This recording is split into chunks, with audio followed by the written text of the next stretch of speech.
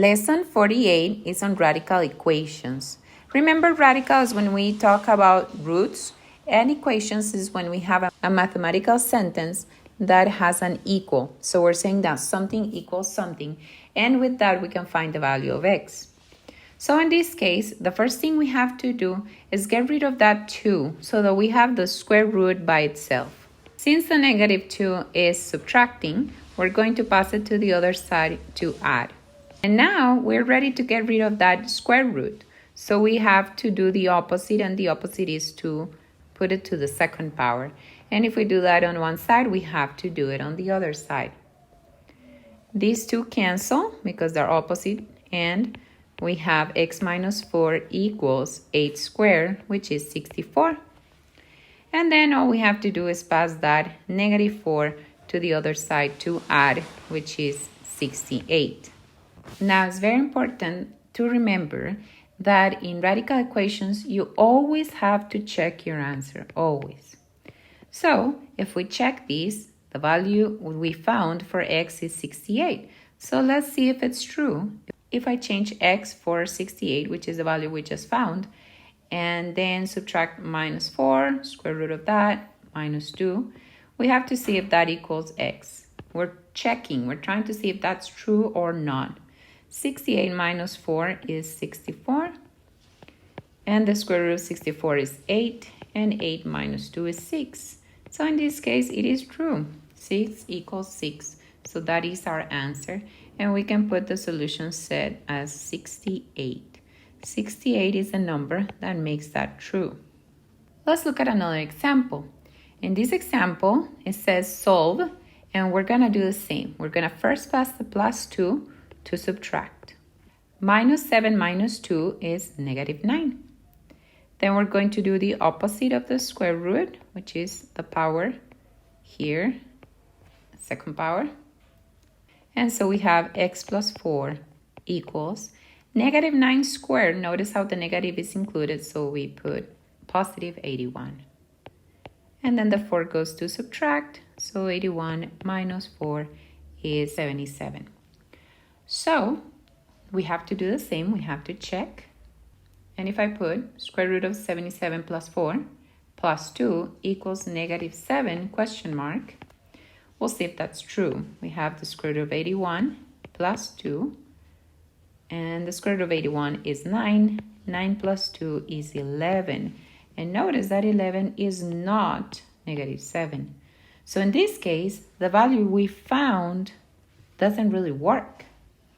So the solution set is empty or null. So we'll put it like that. Let's look at another example. And this one is the same. We have to get rid of the negative 3 that is on that side, outside of the square root. So we pass it to add. Now we want to square both of them. And so we have x minus 3 equals 64. Then the negative 3 goes to add.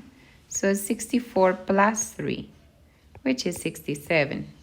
Again, that's our answer, that's our x, but before we put it as our solution set, we're going to check and make sure it works. So we're going to change x for 67, and so we have 67 minus 3, and then outside of the square root, there's a negative 3 equals 5, and that's what we want to check. So 67 minus 3 is 64.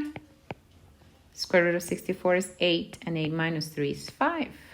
So in this case, it works because 5 equals 5. So remember to put your solution as 67 because that's the number that makes the equation true. Now the last example is very, very simple. What we're going to do is the same. Pass the negative 3 to add. And again, what we want to do is square both sides. So we'll have to square this side, and we'll have to square this side. And notice that now we have a binomial square or a sum square. When I square these, the square root cancels, and I have x2 plus 2x plus 13. So it doesn't change. I just get rid of the square root. But here I have to use the formula that we've learned, which is that the first one square plus 3 times x times 2, which is 6x, plus 3 squared, which is 9. If you don't know what I'm doing, or if you don't remember that formula, then you have to multiply x plus 3 times x plus 3. But I am assuming that you already know how to do that because we've seen it before.